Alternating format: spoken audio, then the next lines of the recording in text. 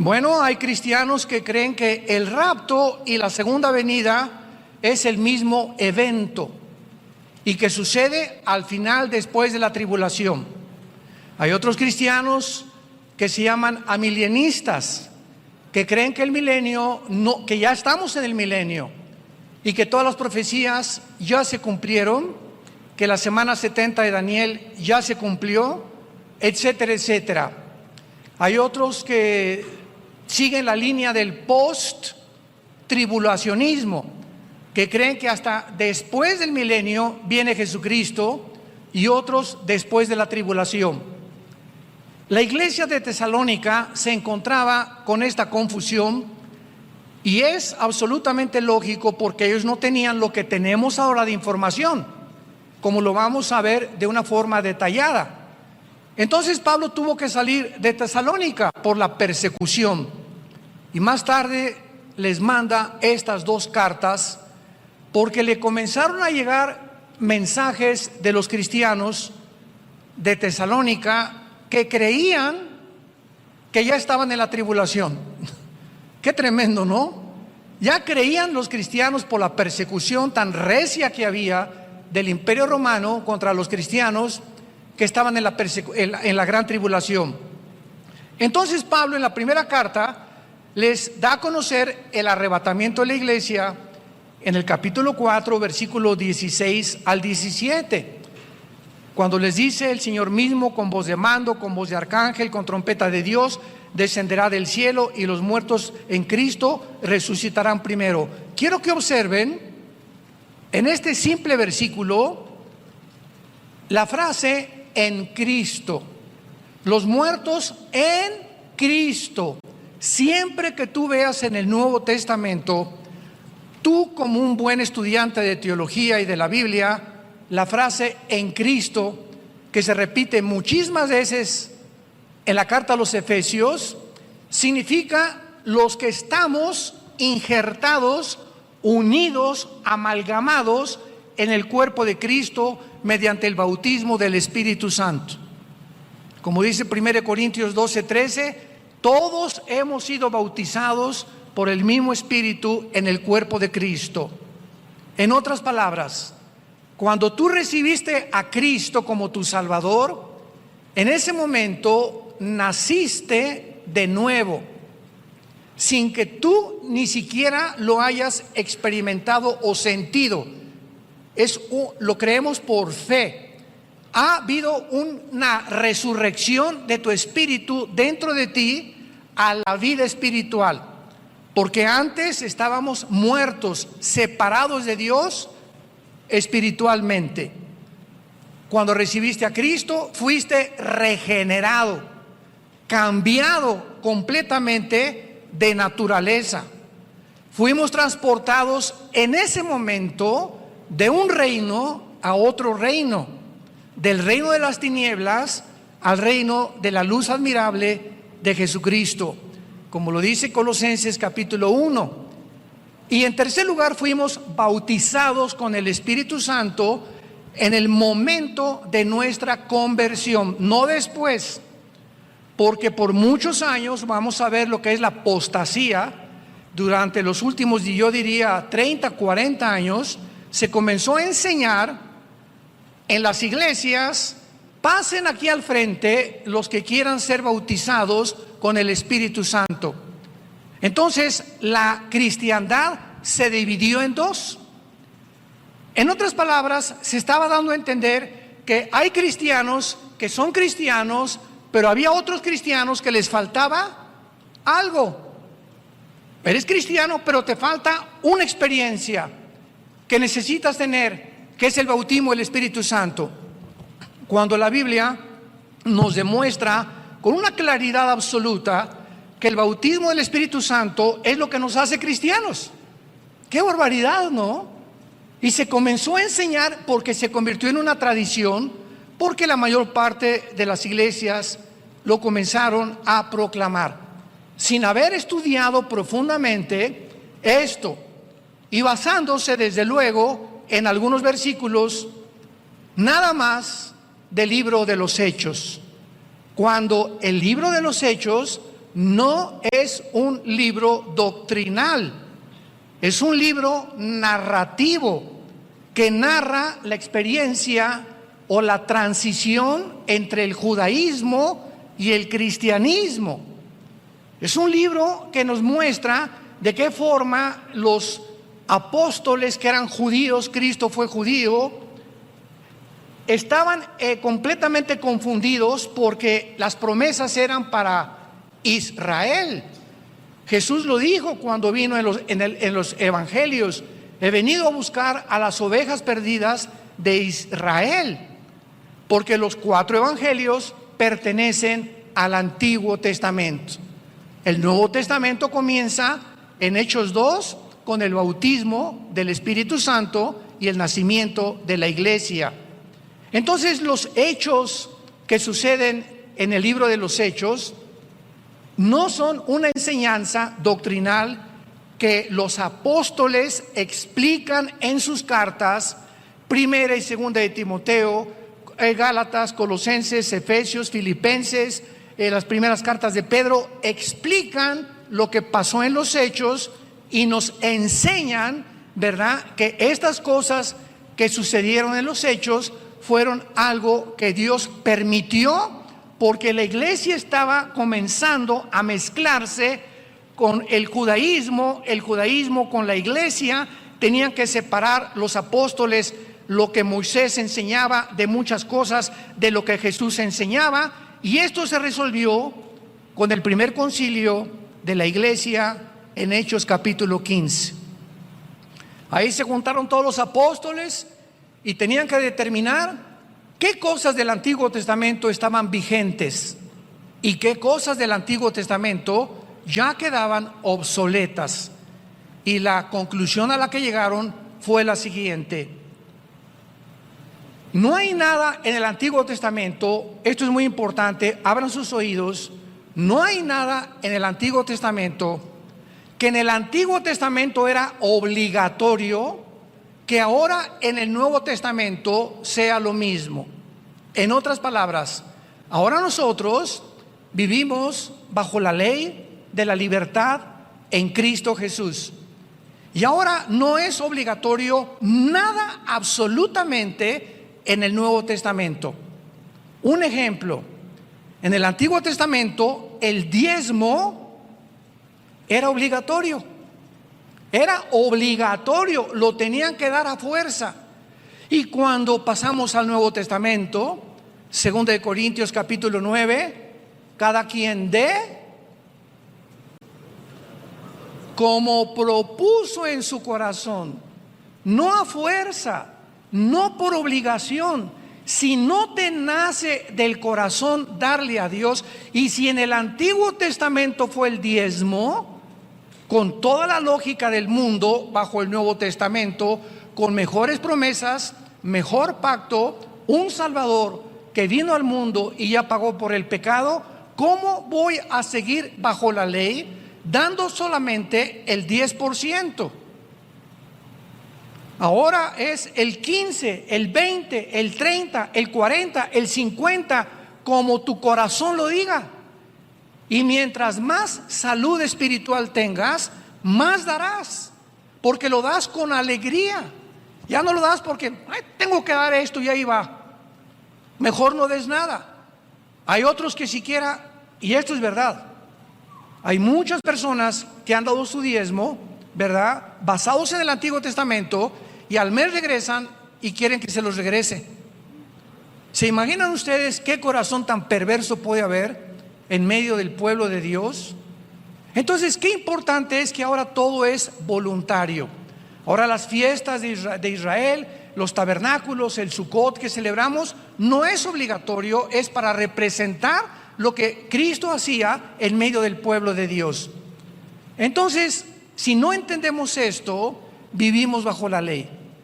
Dice en Colosenses capítulo 2, ya nadie te juzgue si guardas el sábado o no guardas el sábado, o el domingo, o el lunes, o días de fiesta. Todas estas cosas pertenecieron al Antiguo Testamento. Ahora, como una persona un día me dijo, ¿por qué no guarda usted el sábado? y le dije, ¿qué nada más tú guardas el sábado? Te gano, yo guardo el sábado, el domingo, el lunes, el martes, el miércoles, el jueves y el viernes. Ya no supo qué contestarme esta persona. Y le dije, ahora todos los días son santos. Ya no hay un día específico, y además los apóstoles se reunían el primer día, que es el domingo. El Shabbat se los dio Dios a Israel. El cuerpo y la entidad de Cristo es otra entidad completamente diferente. Entonces ahora, si tú trabajas el domingo, pues es tu día de trabajo, pero el lunes en tu trabajo, en tu hotel o en la compañía que tú trabajas, te dan el martes, ese es tu día de descanso. Y por eso no puedes venir a la iglesia, porque el domingo tienes que trabajar y llevar el sustento a tu familia. Y Dios no te juzga, porque no es obligatorio. Nos reunimos simplemente porque el domingo se determinó, bajo el calendario gregoriano en el que estamos, de que el domingo es el día de descanso. Pero ya no hay un día especial, ya no hay Semana Santa tampoco. Oye, que el viernes no como carne, como pescado porque es Viernes Santo y es Cuaresma. ¿De qué estás hablando? ¿Qué es eso de la Cuaresma? Eso pertenecía al Antiguo Testamento. Eso es de la religión apostólica romana. Esto no es de la Biblia. El cristiano come carne si quiere todos los días, para que te pongas como una vaca si quieres, o pescado de acuerdo a tu salud. Pero ahora todas las semanas son santas, todos los días son santos, todos los años son santos para el cristiano. ¿Me van siguiendo? Tenemos que deshacernos de tantas tradiciones. Pues no celebra la Navidad porque Jesucristo no nació el 24 de diciembre. Y si pones árbol de Navidad, eres un pagano, porque era de los babilonios. Mira, si no quieres poner árbol de Navidad, porque así lo sientes, no lo pongas y sigue con la cara de amargado que tienes. Y si alguien quiere poner árbol de Navidad y cantar jingle bells, noche de paz, no, deja que cante lo que él quiera. Y si quiere el corrido del caballo blanco, que lo cante también. Pero lo que Dios ve no es, a ver, háblenle al arcángel Miguel, dice Dios, por favor, chéquenme quiénes pusieron árboles y quiénes no pusieron árboles. Los que no pusieron, pónganles una palomita. Y los que pusieron, una cruz. ¿Ustedes creen que Dios juzga de esa manera? ¿Cuánto legalismo hay en la iglesia? ¿Cuánto legalismo hay en la iglesia? ¿Qué es lo que Dios ve? El corazón. El gozo y la paz que tengas en el Espíritu Santo. El reino de Dios no consiste en comida, en bebida, qué comes, qué bebes. Es el gozo y la paz que tú tengas en tu relación diaria con Jesucristo, lo que Dios ama y lo que Dios busca de nosotros. No si te pones falda o no te pones falda, si tienes un tatuaje o no tienes tatuaje. Como me dijo una vez un señor, ¿verdad? Pues yo no me tatúa. ¿Y la panza que tiene de Santa Claus qué? No, pues miren nomás la hermana en qué fachas vino a la iglesia. Espérame tantito, es una pobre ex prostituta que tiene una semana llegando a la iglesia y todavía no sabe cómo vestirse. No juzgues. ¿Ya viste cómo se pintarrajeó? Parece Cleopatra. Y tú no sabes las razones que se encuentran detrás de esa persona, que a lo mejor tiene 2 semanas y no ha aprendido cómo poder vestirse, cómo maquillarse de acuerdo a la cultura que ya Cristo quiere que nosotros tengamos. Que no atraigamos la atención sobre nuestro cuerpo ni nuestra cara tampoco. Entonces tenemos que crecer y madurar santos de Dios. Tenemos que entender qué es lo que Dios ama, qué es lo que Dios busca, qué es lo importante ante sus ojos, y dejarnos ya de tantas tonterías que ya, por el amor de Dios, si tienes 5 o 10 años en Cristo, tienes que crecer y madurar. Muy bien. Entonces, cuando Pablo dice en primera de Tesalonicenses 4:16, los muertos en Cristo resucitarán primero, esto significa la primera lección que vamos a aprender. En el rapto de la iglesia, o en el arrebatamiento de la iglesia, como le quieras llamar, los únicos que van a resucitar son desde Pentecostés hasta nuestros días. Todos los que estamos en Cristo, en el cuerpo de Cristo. Antes de Cristo, Israel no estaba en el cuerpo del Hijo de Dios. Dice Efesios capítulo 2 que ahora Dios ha unido Israel y la iglesia, y ya no hay griego, judío, italiano, mexicano. Ahora se formó un nuevo hombre.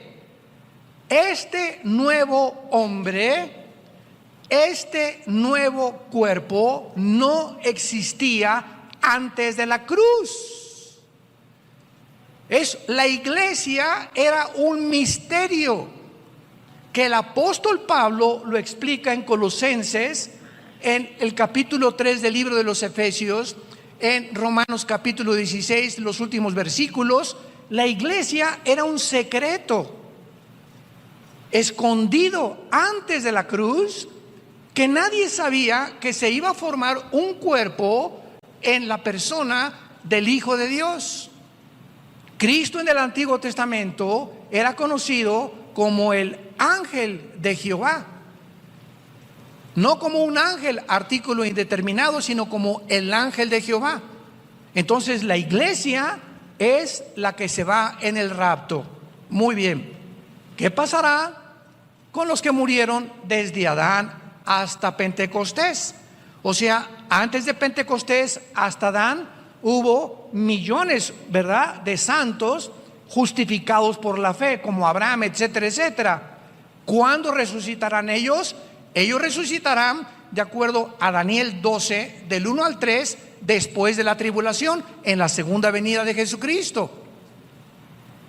Y observamos entonces que las resurrecciones tienen un orden. Hay un orden.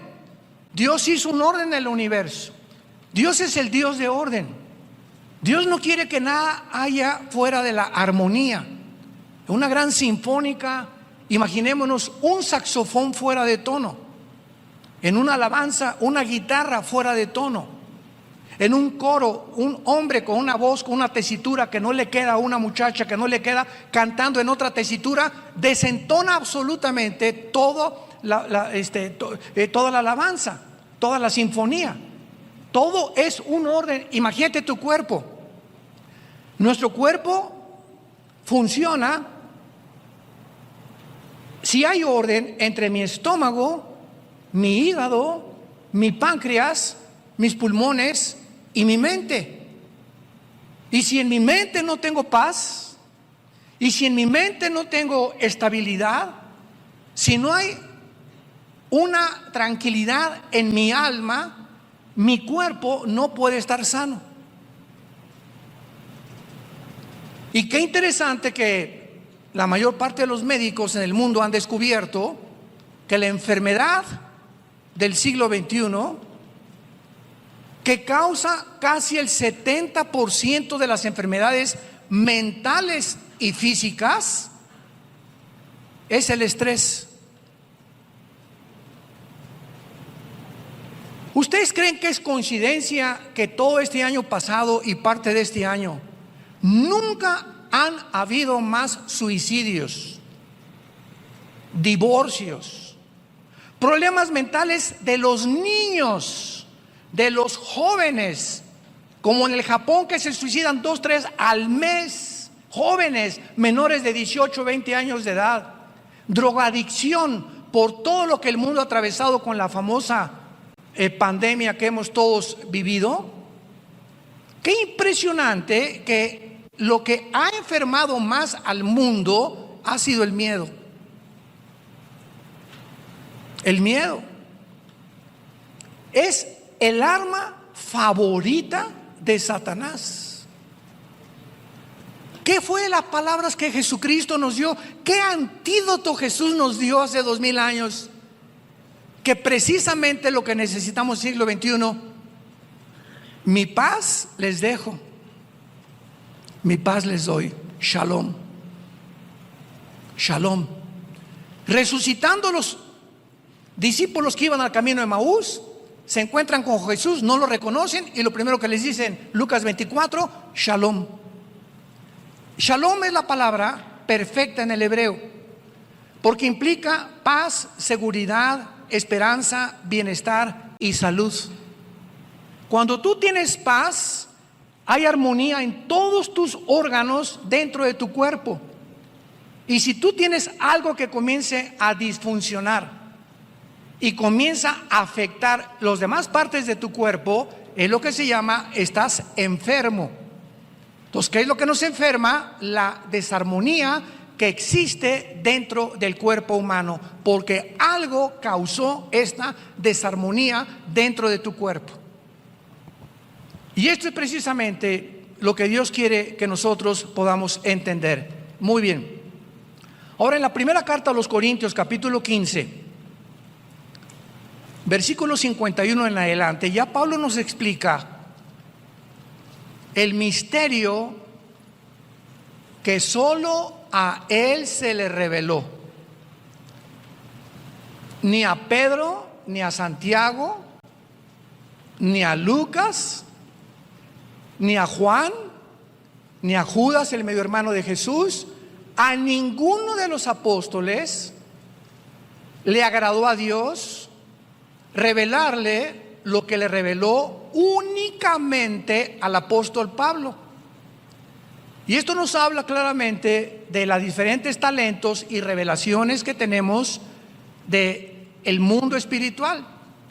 Por eso hay un Jeremías, hay un Isaías, hay un Amós, hay un Ezequiel, que tienen diferentes perspectivas del mundo espiritual, como Dios los trató, pero que todos, ¿verdad?, hacen una armonía en la mente de Dios. Y dice el apóstol Pablo en su primera carta a los Corintios, capítulo 15, versículo 51, he aquí les digo un misterio. Un misterio es algo no revelado antes. Es un secreto que no se conocía antes. ¿Qué está diciéndoles Pablo? Les voy a contar, les voy a revelar un secreto de Dios que en el Antiguo Testamento ni en los, escúchenme con cuidado, ni siquiera en los evangelios se conocía. Pablo, ¿cuál es este secreto? Estoy ávido por que me lo digas. Este es el secreto, que no todos vamos a morir. Y se usa la palabra dormir, porque cuando vean ustedes la palabra dormir en el Nuevo Testamento significa el cuerpo físico, no el alma ni el espíritu. Porque hay más de 55, 65 versículos que nos muestran que en la muerte tenemos una existencia consciente. Como en el quinto sello en Apocalipsis capítulo 6, vi las almas de los que habían muerto en el cielo hablando, platicando con Dios. Entonces, Pablo nos dice, este es el secreto, que va a haber una generación de seres humanos que no van a morir. Oye, Pablo, pero ¿qué acaso esto no contradice Hebreos 9:27, que dice, está establecido a los hombres que mueran una sola vez y después el juicio?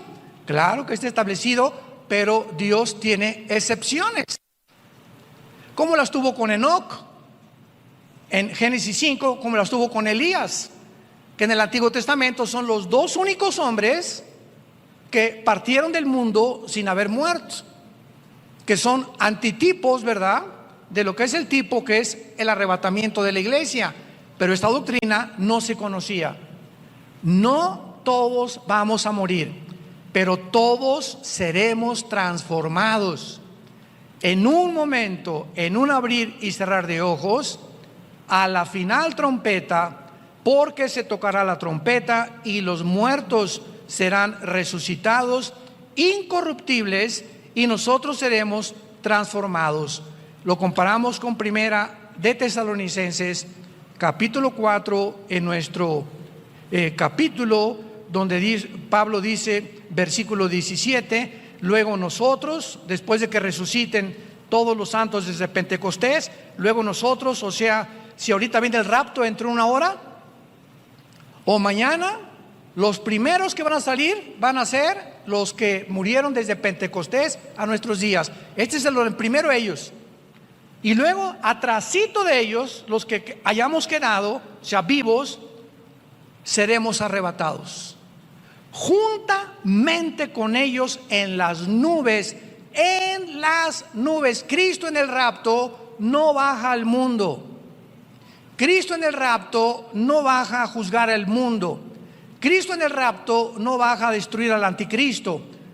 En la segunda venida, Zacarías capítulo 14, en la segunda venida Cristo baja y pone sus pies en el monte de los olivos, donde se va a hacer un valle como una forma de cruz, y viene con nosotros a establecer su reino milenial. En el rapto nos saca del mundo, y en la segunda venida viene con nosotros después de los 7 años de la tribulación. Entonces, si estamos ahorita manejando o comiéndote tu torta entre 2-3 horas, o mañana estás en Chapultepec corriendo, etcétera, etcétera, y viene el rapto, la ropa de todos nosotros se cae en el suelo con la cosa que traes aquí en la boca, y vamos a desaparecer millones de personas sin que el mundo tenga una explicación. Pero habrá millones de personas que eran cristianos, entre comillas, profesantes, que van a venir aquí al Salón Le Crillon y no van a encontrar a nadie, o van a encontrar a otros como ellos, que venían y estudiaban y asistían a la iglesia, pero nunca fueron nacidos de nuevo, nunca tuvieron una relación personal con Jesús, nunca ganaron a ninguna alma, nunca le hablaron a nadie ni a su familia de Jesucristo y de su muerte en la cruz. Sus vidas nunca cambiaron ni fueron transformadas. Eran religiosos. Este hecho, pues, es el que Pablo explica en la primera carta a los tesalonicenses. Y nos brincamos al capítulo 5 de la primera carta a los tesalonicenses, y vean ahora cómo el orden de Pablo es lógico y de qué manera tan profunda nos revela el Espíritu Santo los acontecimientos o los eventos de acuerdo al calendario de Dios. Pero acerca de los tiempos y de las ocasiones, no tienen necesidad, hermanos, les está hablando a los cristianos, hermanos, de que yo les escriba. Porque ustedes, ¿quiénes son ustedes? Los cristianos. Ustedes saben perfectamente que el día del Señor vendrá como ladrón en la noche. Pablo introduce una frase que se repite 4 veces en todo el Nuevo Testamento y se llama el día del Señor.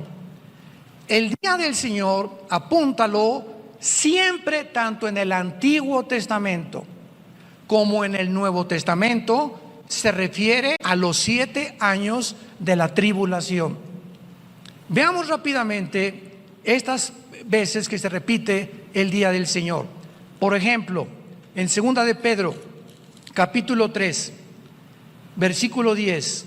Pero el día del Señor vendrá como ladrón en la noche, en el cual los cielos pasarán con gran estruendo, los elementos ardiendo serán deshechos, y la tierra y las obras que en ella hay serán quemadas.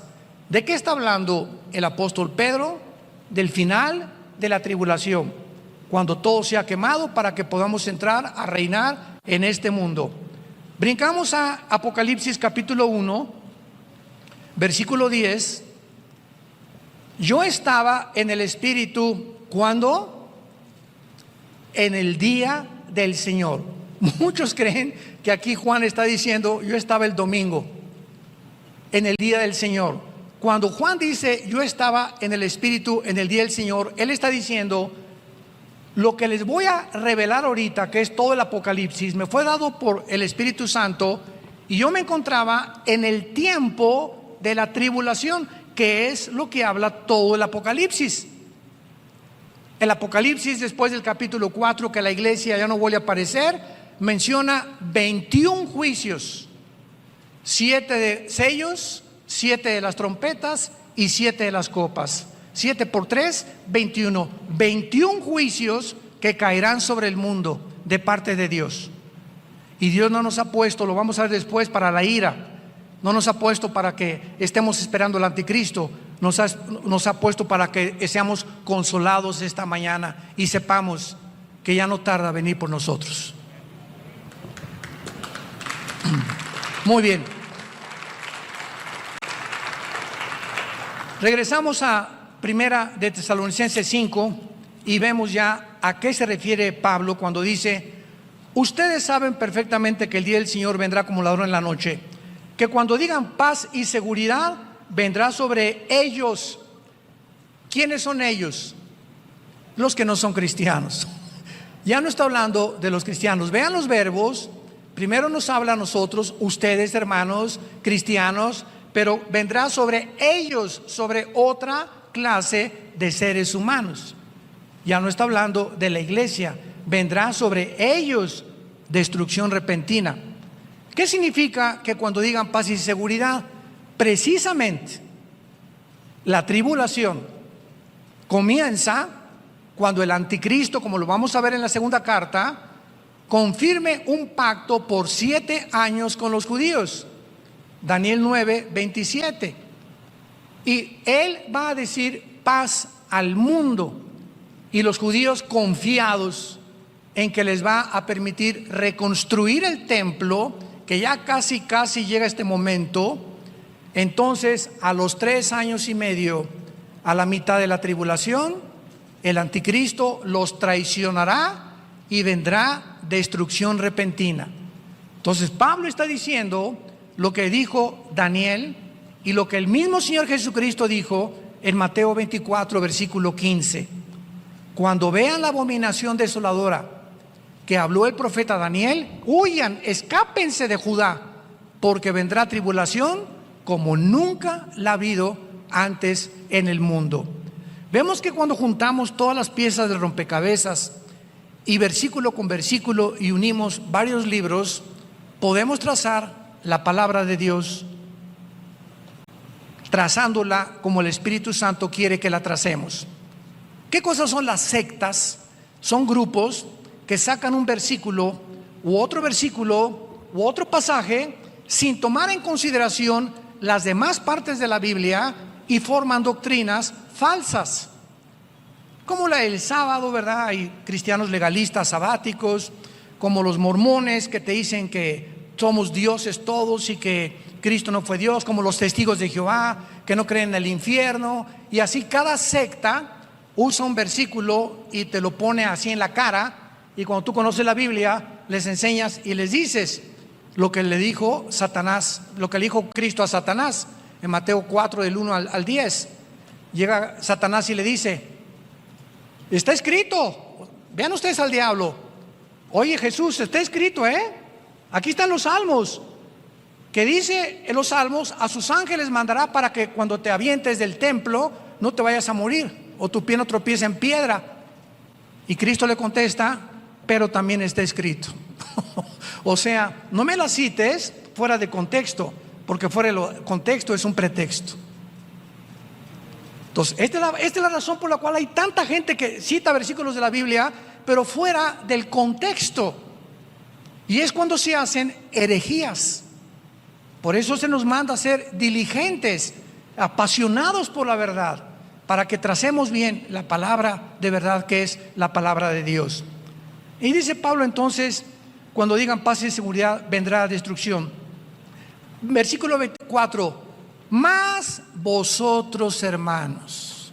Otra vez Pablo vuelve a hacer una grande diferencia entre ellos, los que serán destruidos en el día del Señor, pero ustedes, hermanos, qué importante es esto, ustedes no están en tinieblas para que aquel día los sorprenda como ladrón. O sea, ustedes no tienen por qué estar espantados por el día del Señor, porque somos hijos de la luz.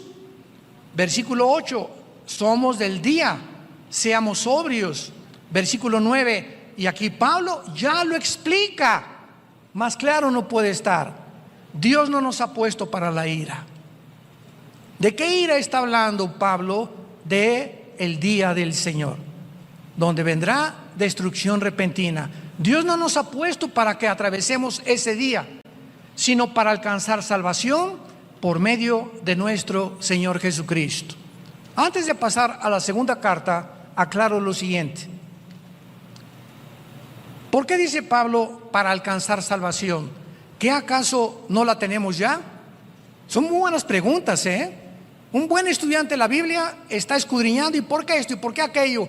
Y hay 1000 preguntas que hacerle a Dios para alcanzar salvación. Una vez una estudiante me dijo que entonces no tenemos la salvación y la podemos perder, y hasta el final podemos saber si fuimos salvos, y le expliqué, apúntalo, la salvación en la Biblia tiene 3 tiempos. La salvación tiene 3 tiempos: pasado, presente y futuro. Pasado, ya fuimos salvados del castigo del pecado. Ya fuimos salvados del castigo del pecado. Esto se llama la justificación. Y puedes apuntar ahí Romanos 8:1. Ningún juicio hay para nosotros ya.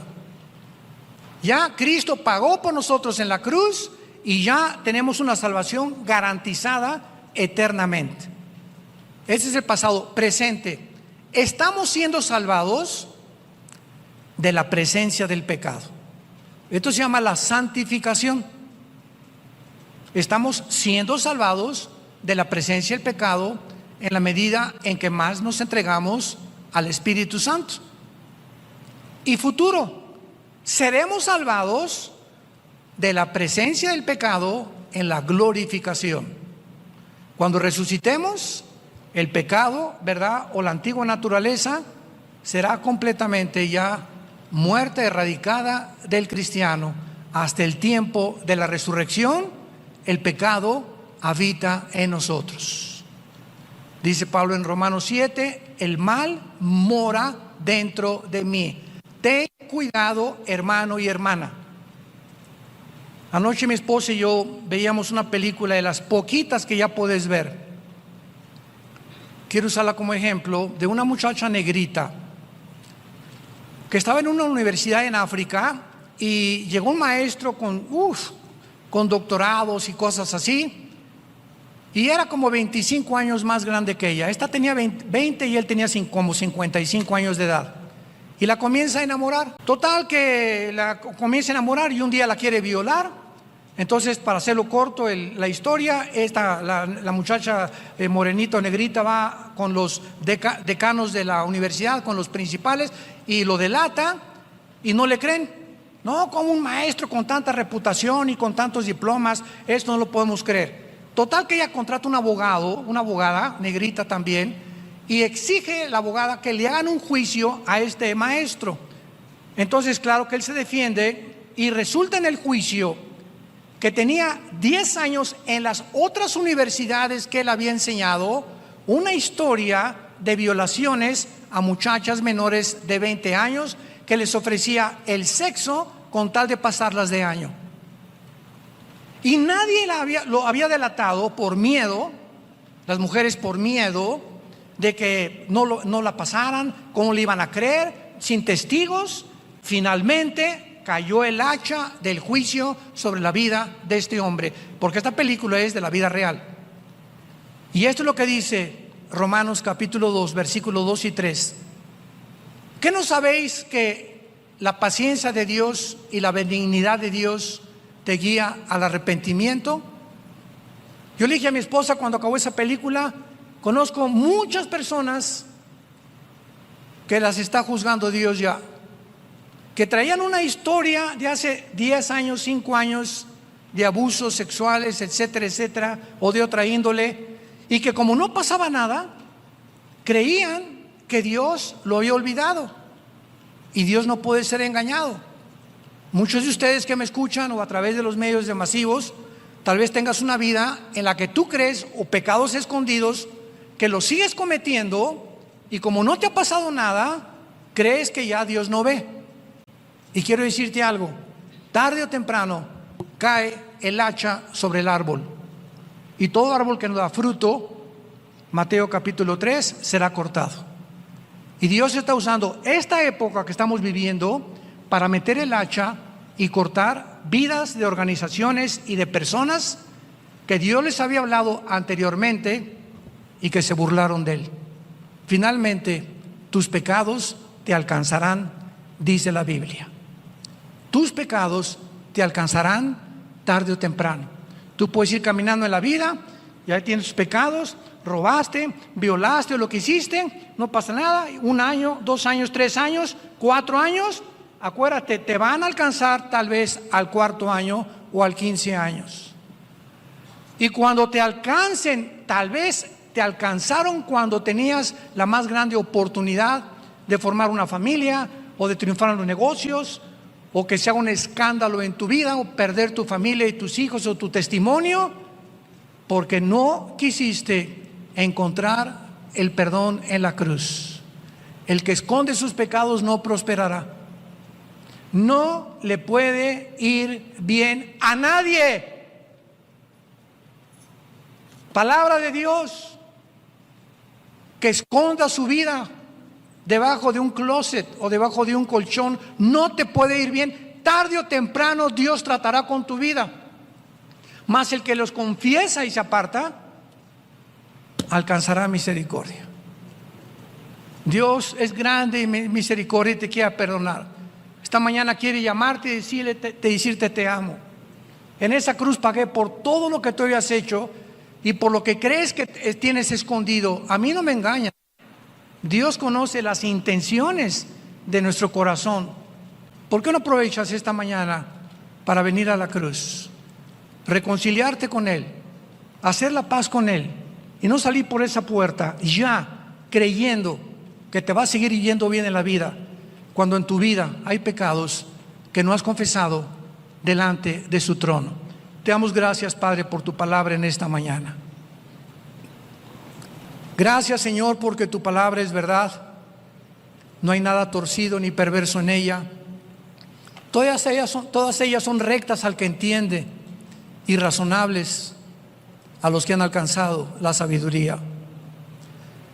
Bendito seas, oh Dios, creador de los cielos y de la tierra, y al gran pastor de las ovejas, tu Hijo Jesucristo, quien por la sangre del pacto sempiterno ha dado su vida en nuestro lugar, para que ahora hagamos las cosas que son agradables delante de Él, sabiendo que si somos llenos del Espíritu Santo, tenemos que vivir una vida apartada del pecado. No engañarnos ni creer que somos nosotros los que al pecado le llamamos pecado. No. El pecado engaña. El pecado te hace creer que lo que haces está bien, que no es malo porque haces otras cosas buenas. No te engañes. Y después de que te engaña el pecado, endurece. Te endurece el corazón. Y llega el momento en que ya Dios no puede tratar con tu vida. Dios tendrá que disciplinarte, porque al que ama a Dios disciplina y azota al que recibe por hijo. En esta mañana, dile: Padre Santo que estás en el cielo, quiero vivir una vida abierta y transparente delante de ti y llamarle pecado a lo que tú llamas pecado. Lávame con tu sangre preciosa, porque es tu vida en tu sangre la que me puede dar esta limpieza en este momento que mi alma necesita, para que haya armonía en mi alma y en mi vida espiritual. Gracias por la cruz, y porque en esa cruz pagaste por todo lo que yo había hecho y lo que en este momento te estoy confesando. En el nombre de Jesús. Amén. Gracias a Dios por esta palabra, ¿verdad? Gracias a Dios.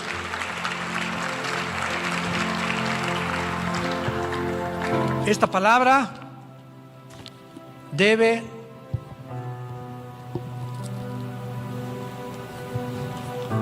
estar dentro de tu corazón. Día y noche, día y noche, día y noche meditarás en este libro de la ley. Cuando tú hagas eso, Josué, entonces todo lo que haces va a prosperar.